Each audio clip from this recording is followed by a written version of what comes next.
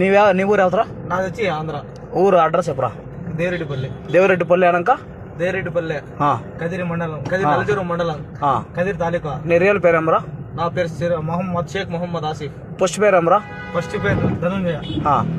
ಇವಿಡೇಮರ ಪಾಕಿಸ್ತಾನ್ ಜಿಂದಾಬಾದ್. ಪಾಕಿಸ್ತಾನ್ ಜಿಂದಾಬಾದ್.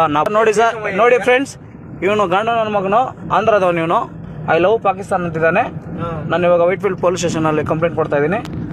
Address ఎలా పోతే ఈయన ఎత్తిపోయి జిల్లా నలజరు మండలం దేవరెడ్డిపల్లి గ్రామమునందు ఉన్న ధనుంజయ్ అనే వ్యక్తి గత 2 సంవత్సరాలుగా మత మార్పిడి చెంది మన శత్రుదేశమైనటువంటి పాకిస్తాన్ జిందాబాద్ అనే నినాదాలతో ఎన్నో సంవత్సరాల నుంచి అన్నదమ్ముల్లాగా కలిసిమెలిసి ఉంటున్న హిందూ ముస్లిం సోదరుల్ని మధ్యలో చిచ్చు పెట్టడానికి పరదేశమైన పాకిస్తాన్తో, మన శత్రుదేశమైన పాకిస్తాన్తో చేతులు కలిపి పాకిస్తాన్ జిందాబాద్ అనే నినాదాలు చేయడం చాలా బాధాకరంగా ఉంది.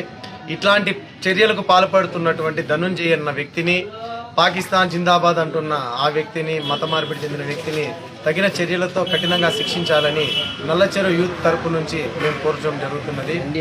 ఇది ప్రతి ఒక్కరూ మన భారతదేశ పౌరులకి, మన దేశంలో చాలా సిగ్గు, మన దేశంలో ఉంటూ శత్రుదేశమైనటువంటి పాకిస్తాన్ జిందాబాద్ అని పలకడం చాలా తప్పు, చాలా శిక్షార్హుడతను.